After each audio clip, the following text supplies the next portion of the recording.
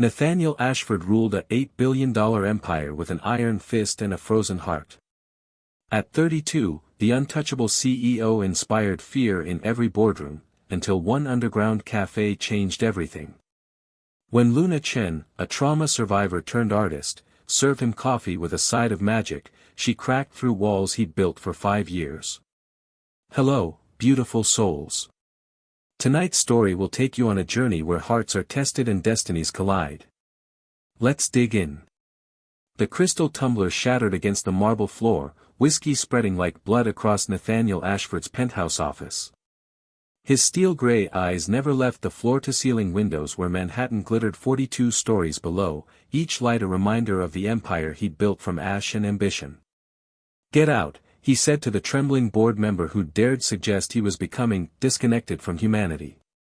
The man fled without another word, leaving Nathaniel alone with the ghosts that always found him in the silence. At 32, he commanded $8 billion and inspired fear in boardrooms across 3 continents. His charcoal suits were armor, his perfectly slicked hair a crown, his marble expression a fortress. No one touched Nathaniel Ashford. No one dared. The rain hammered against the glass like bullets, and for a moment, he pressed his palm against the cold surface. Once, he'd been different. Once, he'd believed in warmth, in connection, in love. Michael's face flickered in his memory, his best friend's laugh echoing from a grave 5 years cold. The car accident had taken more than Michael's life. It had frozen something vital in Nathaniel's chest, turned his heart to ice. His phone buzzed. Another invitation to another gala where beautiful women would circle him like sharks, drawn to his wealth, repelled by his coldness.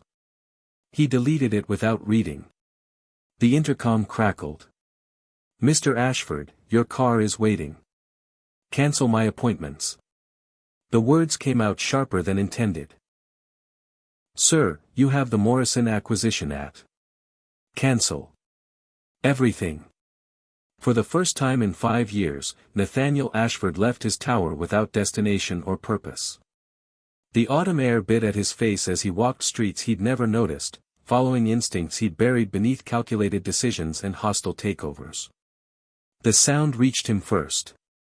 Genuine laughter, bright and unguarded, drifting from somewhere beneath the city's surface. He followed it down narrow stairs marked by a hand-painted sign, "The Painted Moon." The underground café was everything his world wasn't. Mismatched furniture, walls alive with local art, plants cascading from every surface. Jazz music wrapped around conversations between chess-playing elders and paint-stained dreamers. And there, behind the counter like sunlight in a cave, was the girl who would change everything. Luna Chen moved with the grace of someone who'd never learned to hide. Her black hair caught the warm lights as she worked the espresso machine, talking to customers like they were old friends. Paint stained her vintage jeans, and when she smiled, Nathaniel felt something crack in his chest. "What can I create for you today?" she asked when he reached the counter, and her choice of words struck him like lightning. "Coffee. Black." She studied his face with curious dark eyes that seemed to see through every wall he'd built. "That's not a creation. That's surrender. You look like someone who needs something with magic in it." Before he could protest, she was already working, combining flavors with the confidence of an artist. She handed him a cup with a perfect leaf pattern in the foam. "This is the Luna Special," she said. "Designed to remind people they're still alive." He took a sip and, for the first time in years, actually tasted his coffee. Rich, complex, made with care by someone who wanted to brighten his day. The crack in his chest widened. "When was the last time you thanked someone for something simple?" Luna asked, and he realized he'd been staring. "Don't thank me yet," she laughed when he tried to speak. "Wait until you see if it works." As he found a corner table, Nathaniel did something unprecedented. He lingered. 17 meetings waited, but he watched Luna create community with every interaction. She knew names, asked about families, offered encouragement that visibly lifted spirits. She wasn't running a business. She was painting hope. When he finally rose to leave, Luna appeared at his table with a small wrapped package. A little something extra. You looked like you needed it. Inside was a tiny painting on canvas showing a man in a suit standing at a window.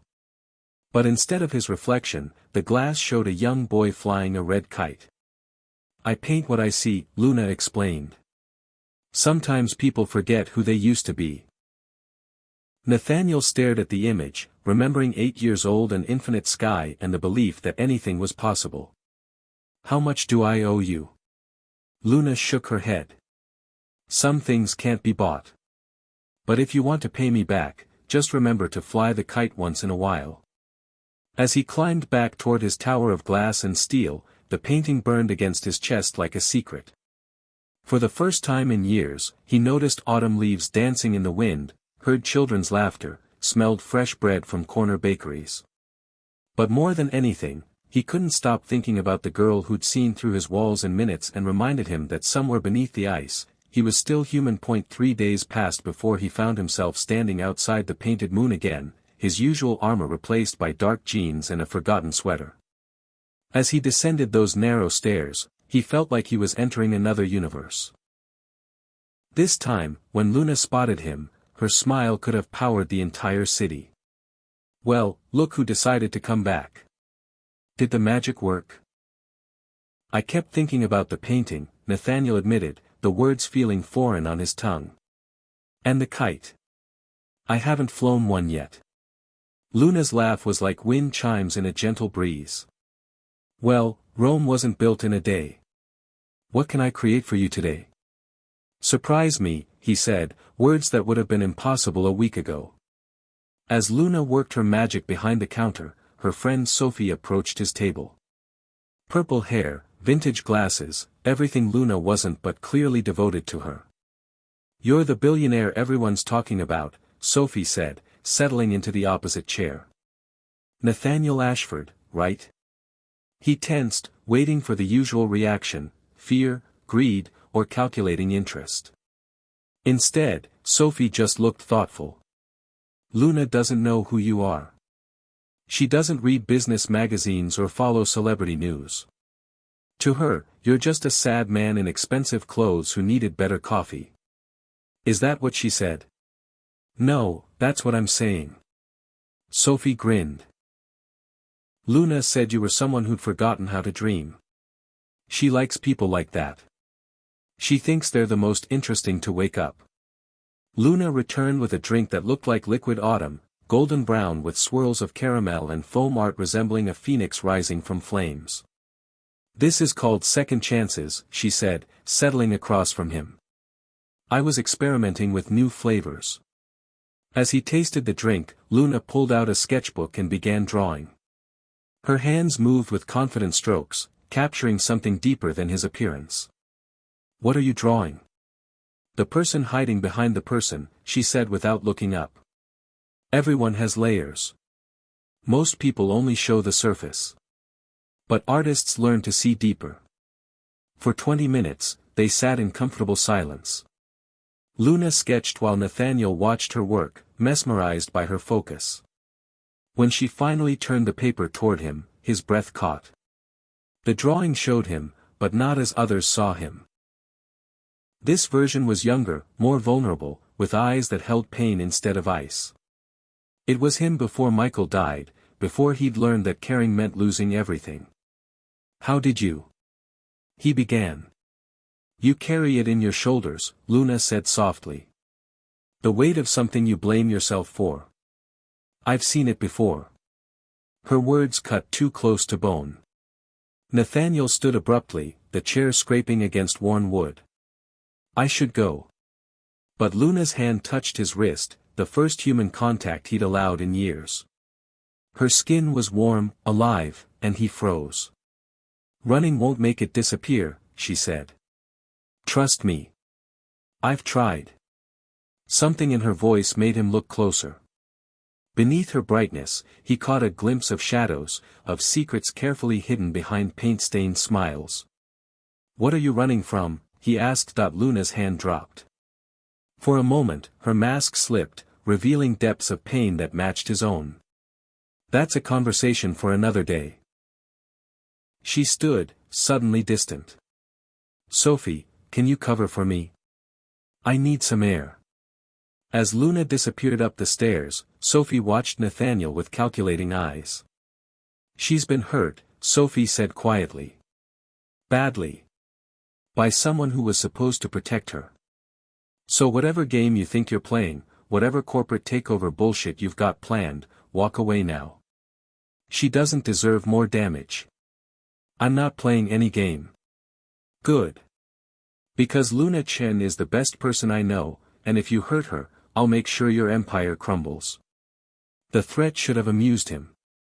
This purple-haired student threatening a man who could buy her university. Instead, he found himself respecting her loyalty. That night, Nathaniel stood in his penthouse holding Luna's sketch.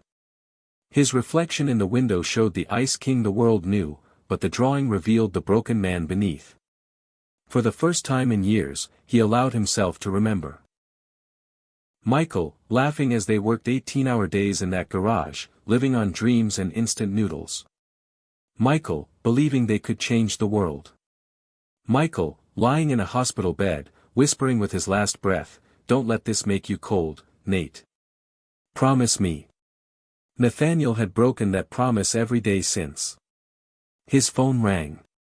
Rebecca Hamilton's name flashed on the screen, his former board member and the only person who'd dared tell him he was becoming less human. "I heard you've been missing meetings," Rebecca said without preamble. "Rebecca.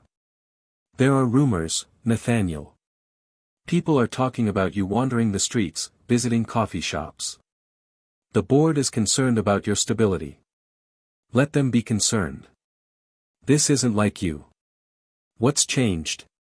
Nathaniel looked at Luna's sketch, at the man he'd forgotten he could be. "Maybe I'm remembering who I used to be." "Dangerous territory," Rebecca warned. "You built those walls for a reason. Don't tear them down unless you're prepared for what comes flooding in." After hanging up, Nathaniel found himself at his computer, searching for information he'd never cared about before. Luna Chen. Artist. Graduate student. And then, buried in old news articles, he found it. The headline made his blood freeze: "Local artist survives domestic violence attack, boyfriend dies in police shooting."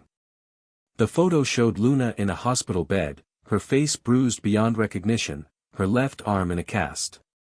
The article detailed how Marcus Rivera, her boyfriend of 2 years, had become increasingly violent and controlling.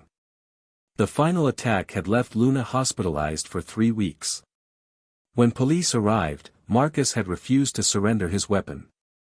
The article was 2 years old. Nathaniel stared at the screen until his eyes burned. Luna's brightness, her determination to create community and spread joy, it all made terrible sense now. She wasn't just an artist serving coffee. She was a survivor building a new life from the ashes of trauma. The next morning, he found himself outside the Painted Moon again, but this time he couldn't make himself descend those stairs. What right did he have to her space, her sanctuary, when he carried his own darkness? But as he turned to leave, Luna's voice called from above. "Are you going to stand out there all day, or are you coming in for coffee?" She stood at street level, having apparently seen him through the bookstore window. In daylight, he could see the thin white scar that ran from her left temple to her jaw, usually hidden by carefully arranged hair. "I wasn't sure you'd want to see me," he said. "After yesterday." Luna studied his face, and he wondered what she saw there now. "Yesterday you looked at me like I was human," she said quietly. "Not a broken thing to be pitted or fixed. That's rarer than you might think." As they walked down the stairs together, Nathaniel realized something had shifted between them. The careful distance had collapsed, replaced by recognition. Two damaged souls, seeing each other clearly for the first time. But recognition, he knew, could be the most dangerous thing of all. 2 weeks passed in a strange new rhythm. Every morning, Nathaniel found excuses to visit the Painted Moon. Board meetings were rescheduled. Acquisition deals waited. His empire ran on autopilot while he learned the complicated art of being human again. Luna never asked about his wealth or his business. Instead, she showed him her paintings, asked about his dreams, laughed at his rusty attempts at humor. She made him remember what it felt like to be seen as more than a bank account or a threat. "Tell me about him," she said one rainy afternoon. They sat in her tiny apartment above the café, surrounded by canvases that captured light and hope in impossible ways. "Who?" "The friend you lost. The reason you built those walls." Nathaniel's hand tightened around his coffee cup. "Michael. We started the company together. He died the day we went public." "How?" "Car accident. Drunk driver ran a red light." The words came easier now. "I was supposed to be in that car. I stayed late for a conference call with investors instead." Luna's fingers found his across the small table. "So you blame yourself. If I'd been there, you'd both be dead." Her voice was gentle but firm. "Survivor's guilt is a special kind of hell." "I know." They sat in silence, her thumb tracing patterns on his knuckles. It was the most intimate touch he'd allowed since Michael's funeral. "Marcus used to say I was too trusting," Luna said suddenly. "That I saw good in everyone, even when it wasn't there. He said it would get me killed someday. But you survived." "Barely." Her eyes found the window where rain traced silver paths down glass. "He put me in the hospital 3 times before the final night. Each time, I made excuses. Convinced myself he was just stressed, that love meant fighting for someone even when they hurt you." Nathaniel turned his hand palm up, letting her fingers rest there. "What changed?" "He broke my painting hand." Luna's voice was barely a whisper. "Not by accident. On purpose. Because I'd sold a piece without asking his permission. That's when I knew he wasn't trying to control my life. He was trying to erase me completely." "Luna. The night I called the police, he had a gun. Said if he couldn't have me, no one could. I thought I was going to die in that apartment, surrounded by all my art, all my dreams." She looked at their joined hands. "Sometimes I still wake up expecting to see him standing over me." The confession hung between them like a bridge neither had expected to cross. Nathaniel understood now why she'd chosen to see the best in a cold stranger, why she'd painted him as more than the monster he'd become. She'd survived someone who tried to steal her light. She wouldn't let anyone else succeed where Marcus had failed. "He's gone," Nathaniel said quietly. "He can't hurt you anymore." "Can't he?" Luna's smile was sad. "Every time someone gets too close, every time I start to trust, I hear his voice telling me I'm worthless. That no one could love the real me. He was wrong." The words came out before Nathaniel could stop them, raw and honest. Luna's eyes widened, and he realized he was crossing into territory that terrified him. "Nathaniel. You're the most alive person I've ever met. You take broken things and make them beautiful. You create light where there wasn't any before. Anyone who can't see that is blind." Luna leaned closer, her free hand touching his cheek. "And you're not the cold machine everyone thinks you are. You're just scared of feeling too much." The space between them disappeared.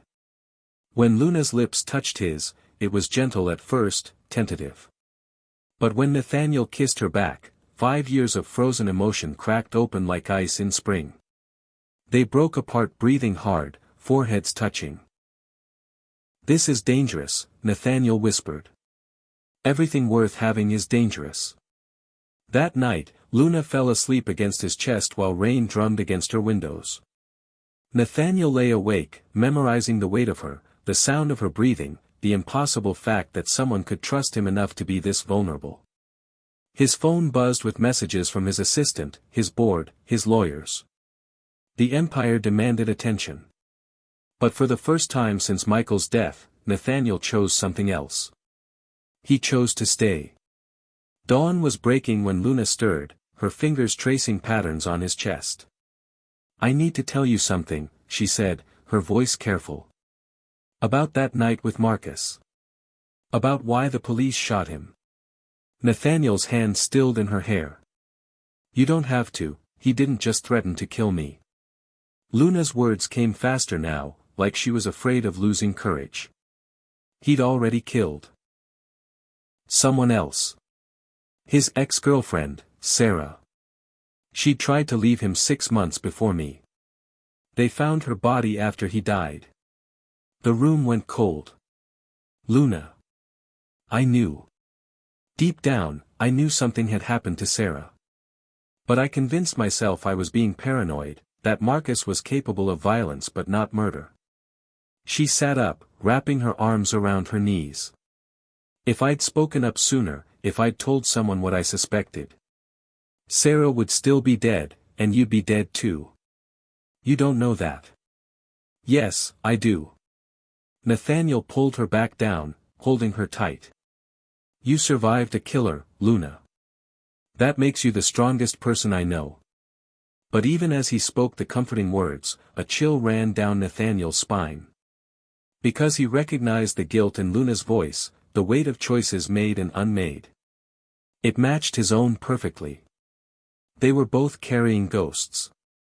Both haunted by the people they couldn't save.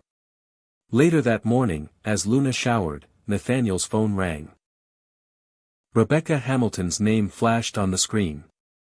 "We need to talk," Rebecca said without preamble. "Now. There's something you need to know about your coffee shop girl." "What are you talking about?" "Luna Chen isn't just some innocent artist, Nathaniel. I had her investigated after hearing rumors about your involvement." Nathaniel's blood turned to ice. "You did what?" Marcus Rivera wasn't just her abusive boyfriend. He was deep in debt to some very dangerous people. Drug dealers, loan sharks, the kind who don't forgive and forget. And word is, they think Luna knows where he hid their money. The phone slipped in Nathaniel's suddenly sweaty palm. "That's impossible." "Is it?" "Think about it, Nathaniel. A struggling artist who suddenly opens her own café, buys art supplies, pays for school. Where did the money come from?" "Rebecca, you're wrong." "Am I?" "Because 3 days ago, someone broke into her apartment while she was at the café. Nothing was stolen, but everything was searched. And yesterday, a man with neck tattoos was asking questions about her in the neighborhood. The shower was still running." Nathaniel stared at the bathroom door, his mind racing. "Even if what you're saying is true, it doesn't change anything. Doesn't it? Because here's the part that should scare you most. Marcus Rivera didn't just owe money to local dealers. He was connected to the Kozlov family. Russian mob, Nathaniel. The kind of people who make problems disappear permanently. Why are you telling me this?" "Because despite everything, I still care about you. And because Luna Chen is about to destroy everything you've built. Whether she means to or not." The line went dead. Nathaniel sat frozen as steam drifted under the bathroom door and Luna's voice hummed an old jazz standard. He thought about her small apartment, her art supplies, the café that seemed too perfect for someone with her background. He thought about the way she'd deflected certain questions, the shadows he'd glimpsed behind her bright smiles. And he thought about the Kozlov family, whose business interests occasionally intersected with his own through shell companies and back-channel deals. Dangerous people who considered betrayal a capital offense. When Luna emerged from the bathroom, hair wrapped in a towel and wearing one of his shirts, she found him standing by the window fully dressed. "Leaving already?" she asked, but her smile didn't quite hide the hurt in her eyes. "I have meetings," he lied. "Of course you do." Luna's voice was carefully neutral. "The Empire calls." As Nathaniel reached for the door, he turned back. Luna stood silhouetted against the morning light, beautiful and fragile and possibly dangerous beyond measure. "Luna, if you were in trouble, real trouble, you'd tell me, right?" Something flickered across her face too quickly to read. Of course. Why would you ask that? He memorized her face, the way sunlight caught in her damp hair, the trust in her dark eyes.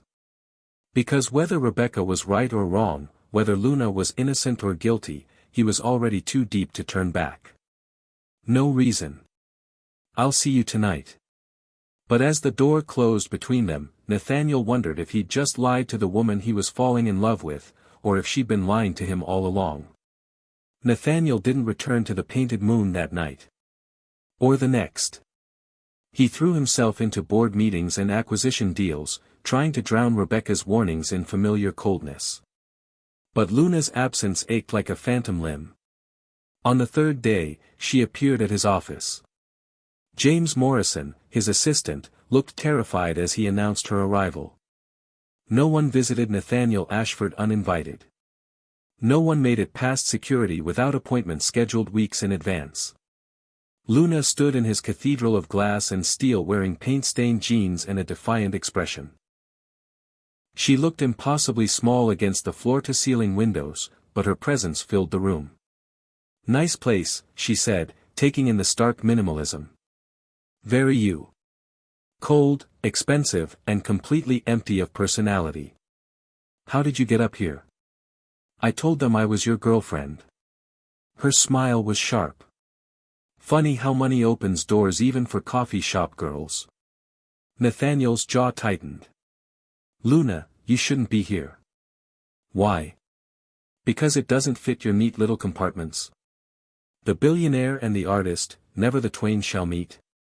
She walked to his desk, picked up the small painting she'd given him weeks ago. The boy with the kite, still propped against his computer monitor like a secret. "You kept it." "Luna, there are things you don't understand. Complications. Try me." She set the painting down carefully. "Or are you going back to being the Ice King who's too important for real conversations?" The nickname hit like a physical blow. Nathaniel moved to the window, putting distance between them. "It's not that simple. It never is." Luna's voice softened. "But running away won't make the feelings disappear. Trust me, I've tried. This isn't about feelings." The lie tasted bitter. "This is about reality. About the kind of person I am and the world I live in." "What world is that?" "The one where you buy and sell companies like chess pieces? Where everyone's afraid to look you in the eye?" "Yes. That's not a world, Nathaniel. That's a prison you built for yourself." Her words cracked something inside him. Nathaniel spun around, months of suppressed emotion breaking free. "You want to know about my world? It's a place where caring about someone makes them a target.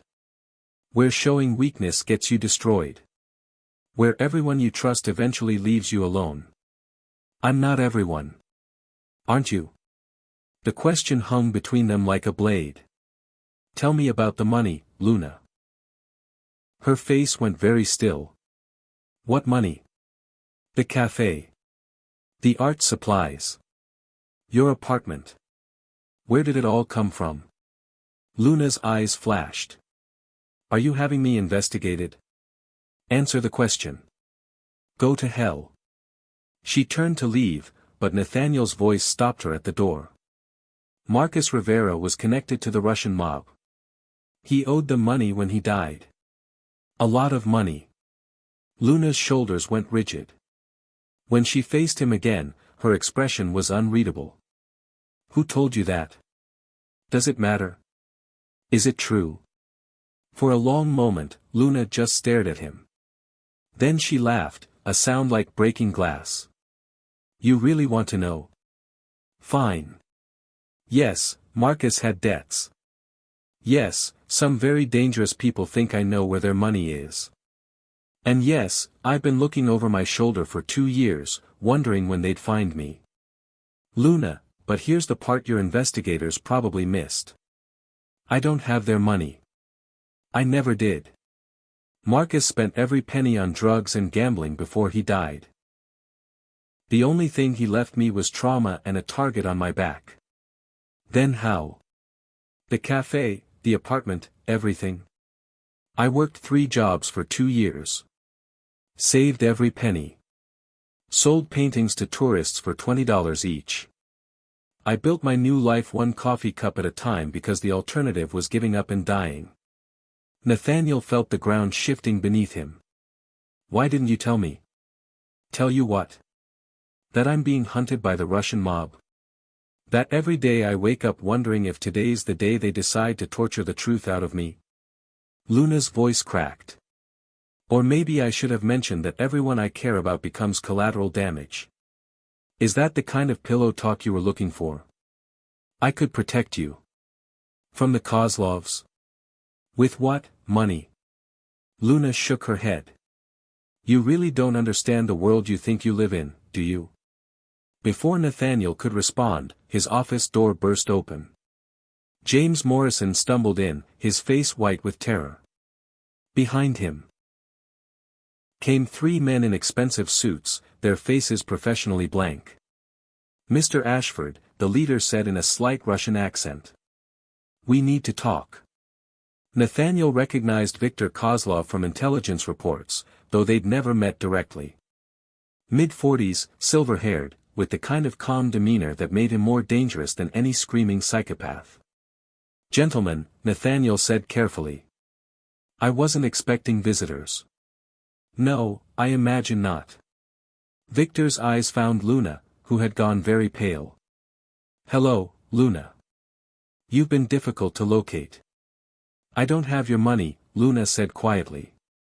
So you keep insisting. But Marcus was very specific before he died. He said he gave it to his girlfriend for safekeeping. He lied. Perhaps. Or perhaps you're lying now. Victor smiled, an expression that never reached his eyes. Fortunately, we have ways of determining the truth. Nathaniel stepped between them. Whatever business you have with her, you conduct it somewhere else. I'm afraid not, Mr. Ashford.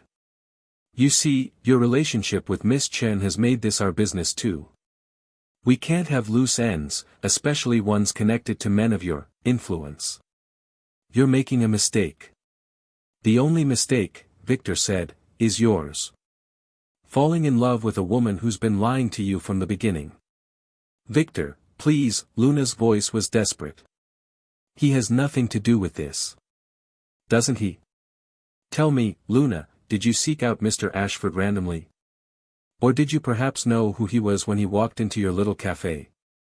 The question hit Nathaniel like a physical blow. He turned to Luna, searching her face for denial, for explanation, for anything that would make Victor's implication impossible. But Luna's expression told him everything he needed to know. Oh God, she whispered. Nathaniel, I can explain. You knew. His voice was barely human. You knew who I was from the beginning. Yes, but you targeted me. No. It wasn't like that. But the damage was done. The walls Nathaniel had torn down were rebuilding themselves brick by brick, and Luna could see it happening in his eyes. Actually, Victor said pleasantly, it was exactly like that. You see, Mr. Ashford, Miss Chen has been looking for a protector. Someone wealthy and powerful enough to keep her safe from us. Your relationship was never about love. It was about survival. That's not true, Luna said desperately. Nathaniel, please, let me explain. But Nathaniel had already turned away, his expression carved from marble once again. James, he said to his assistant, call security. Have these gentlemen escorted out. I'm afraid that won't be possible, Victor said. You see, we're not leaving without what we came for. Either Luna tells us where the money is, or we take her with us and extract the information more directly. Over my dead body. Victor's smile widened. If necessary. The threat hung in the air like smoke. Nathaniel understood now why Luna had seemed too good to be true, why she'd appeared in his life exactly when he needed her most.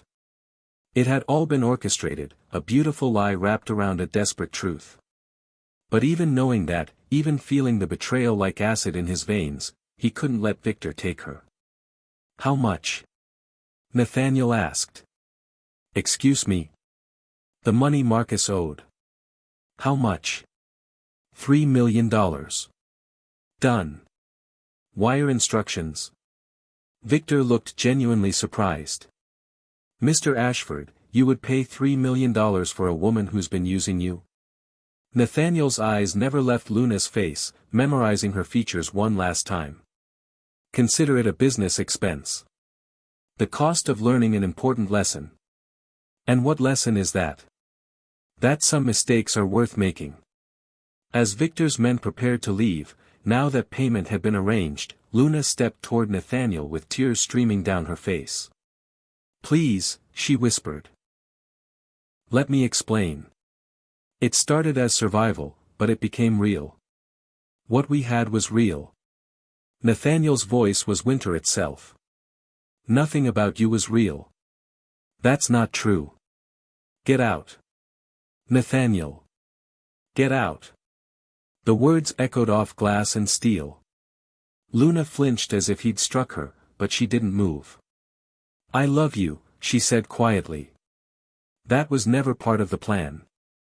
I fell in love with a man who remembered how to fly kites, who chose hope over fear. I love you, and I'm sorry I wasn't brave enough to tell you the truth. The truth? Nathaniel laughed bitterly. Which truth? That you're a survivor or a con artist? That you saved me or destroyed me? That you love me or that you needed me? All of it, Luna whispered. Every contradictory, impossible piece of it. She walked to his desk, picked up the small painting of the boy with the kite, and pressed it into his hands. Keep this. Not because I painted it, but because it's who you really are underneath all the ice. And someday, when you're ready to be human again, remember that someone saw the real you and loved every broken piece. After she left, Nathaniel stood alone in his glass tower, holding a painting of the boy he used to be. Outside, New York sparkled like scattered diamonds, beautiful and cold and utterly indifferent to the human heart. The Ice King was back. But this time, Nathaniel wondered if the kingdom he'd built was worth the price of admission. 6 months passed like a funeral march. Nathaniel Ashford became legend again, the untouchable billionaire who crushed competitors without mercy and inspired fear in boardrooms across 3 continents. The brief thaw in his nature became corporate mythology, whispered about but never mentioned directly. He threw himself into work with religious fervor. Acquisitions multiplied. Stock prices soared. His empire expanded like ice across a pond, beautiful and deadly and absolutely cold. But late at night, in his penthouse fortress, Nathaniel still kept Luna's painting on his desk. The boy with the kite haunted him, a reminder of who he'd been before ice claimed his heart. He never returned to the painted moon, but James Morrison's reports told him everything. The café had closed 3 weeks after their confrontation. Luna had vanished without forwarding address, leaving behind only paint stains on concrete and memories that refused to die. Nathaniel told himself it was for the best. Luna had been survival wrapped in beauty, necessity disguised as love.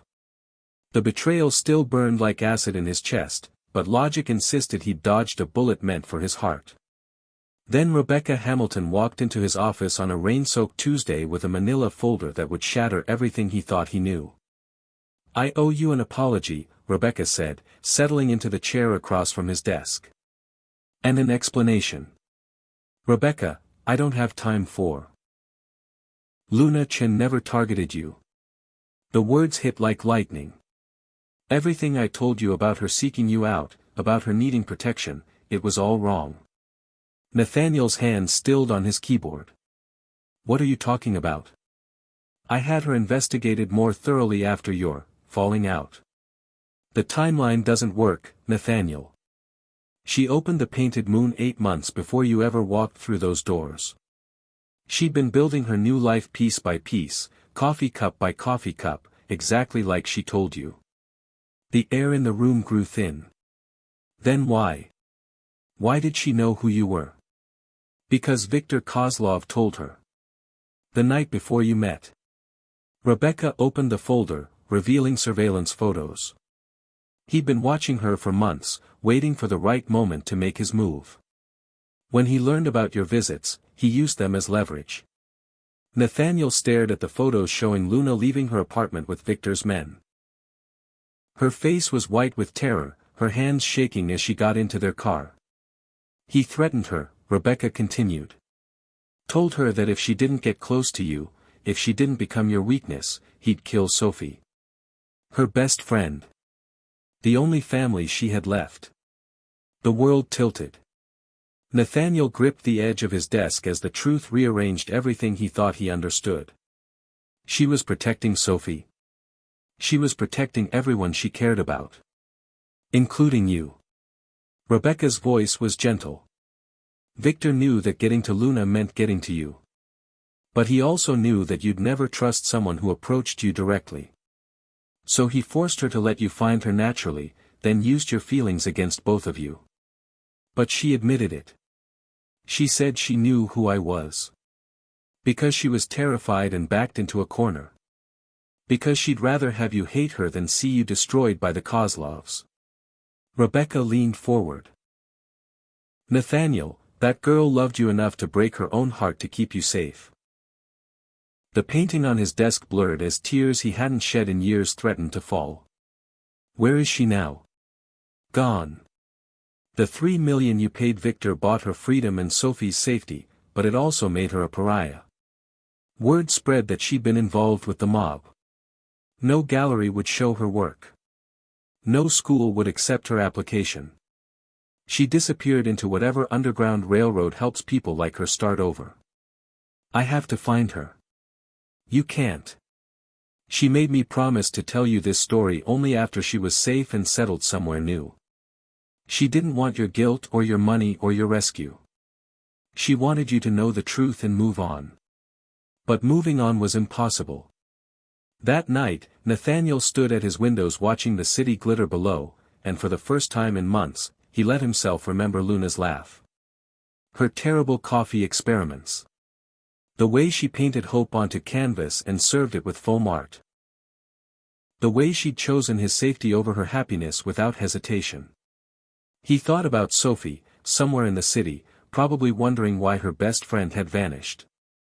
About Victor Kozlov, who'd orchestrated the entire tragedy like a master chess player moving pawns. About the choice Luna had made in that final moment, to let him believe she'd used him rather than reveal the depth of her sacrifice. 3 days later, Nathaniel Ashford walked into the Painted Moon's former location. The space was empty now, stripped of warmth and art and the magic Luna had woven into every corner. But someone had left something behind. On the wall where Luna's paintings used to hang, painted in small, careful letters, was a message. Sometimes the greatest act of love is letting go. Thank you for teaching me how to fly kites again. L. Beside the message was a small painting of 2 figures on a cliff.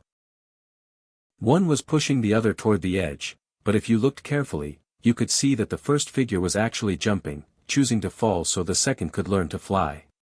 Nathaniel stood in the empty café and finally understood. Luna hadn't betrayed him. She'd saved him in the only way she knew how, by making herself the villain in their story so he could remain the hero. But heroes, Nathaniel realized, sometimes had to save the people who'd saved them first. 2 weeks later, a private investigator named Marcus Chen knocked on Sophie's door. He was looking for his sister Luna, he explained, hired by their family who'd lost touch after she moved to New York. He had inheritance papers that needed signing. Sophie, who'd been waiting months for any word about Luna's fate, gave him everything. The forwarding address in Oregon. The new name Luna was using. The art therapy program she'd enrolled in to help trauma survivors heal through creativity. Marcus Chen, who was actually Nathaniel's best investigator, reported back within hours. The flight to Portland left that same evening. Luna's new life was smaller than her old one but no less beautiful. She worked at a community center teaching art to survivors of domestic violence, helping them find their voices through paint and pencil. Her apartment was tiny, filled with half-finished canvases and plants that caught morning light. Nathaniel found her in the community center's garden on a Saturday morning, painting with a group of women who looked at her like she was sunlight made human. She wore old jeans and a paint-stained shirt, her hair longer now and streaked with premature silver. But when she laughed at something one of her students said, she was exactly as he remembered. He waited until the class ended, until the last student had hugged her goodbye, before stepping out of the shadows. Luna saw him and went very still, her paintbrush dripping yellow onto grass. "Hello, Luna." "Nathaniel." Her voice was carefully neutral. "How did you find me?" "Same way Victor found you. Money and determination." She flinched at the name, setting down her brush with shaking hands. "Are you here to hurt me? Because if you are, just get it over with. I'm tired of running. I'm here because Rebecca told me the truth." Luna's face crumpled. "I asked her not to. She waited 6 months. Until you were safe. I was protecting you." "I know." Nathaniel stepped closer, noting how she held herself ready to run. "I know about Victor's threats. About Sophie. About the choice he forced you to make. Then you know why I did it." "Yes. But I also know something else." He pulled the small painting from his jacket, the boy with the kite that had survived 6 months of rage and heartbreak. "I know that you loved me anyway. Despite the circumstances, despite the danger, despite everything." Luna's eyes filled with tears. "That was never supposed to happen. But it did happen. For both of us." "Nathaniel, don't. Please don't make this harder than it already is." "I'm not here to make anything hard." He held out the painting. "I'm here to give this back and ask you a question." "What question?" "Will you teach me how to fly a kite?" Luna stared at him, at the painting, at the impossible hope in his eyes. "You paid $3 million to keep me safe from the Kozlovs. You could have let Victor take me. You could have washed your hands of the whole mess. But you saved me even though you thought I betrayed you." "Yes." "Why?" Nathaniel's answer was simple and devastating, "Because I love you. The real you. The brave, complicated, impossible you who chose to paint hope in the darkest places. I love the woman who saw through my walls, who made me remember how to be human, who sacrificed everything to protect the people she cared about. Even though I lied to you. You didn't lie. You omitted. There's a difference. Even though I'm dangerous. We're both dangerous. That's what makes us perfect for each other." Luna laughed through her tears, a sound like music after silence. "You really want to learn how to fly a kite? I want to learn how to live again. And I think you're the only person who can teach me." She walked to him slowly, like someone approaching a wild animal that might bolt. When she was close enough to touch, she reached up and traced the scar on his soul with gentle fingers. "It won't be easy," she said. "Learning to trust again. Learning to love without fear. Nothing worth having is easy. We'll probably hurt each other. Probably. And we'll both have bad days when the ghosts come calling. Then we'll face them together." Luna smiled, the first genuine smile he'd seen from her in months. "In that case, there's a park about 6 blocks from here. They sell kites at the entrance." As they walked through Portland streets dappled with autumn light, Nathaniel realized something profound. He'd spent years building an empire of glass and steel, accumulating power and wealth and influence. But none of it compared to this moment, walking beside a woman who'd chosen love over safety and hope over fear. At the park, they bought a simple red kite from a vendor who looked like he'd been selling dreams to children for decades.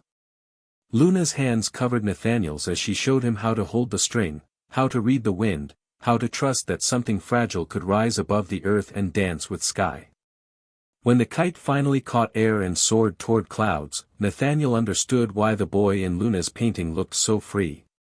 Flying a kite wasn't about control or power or dominance. It was about partnership with forces greater than yourself.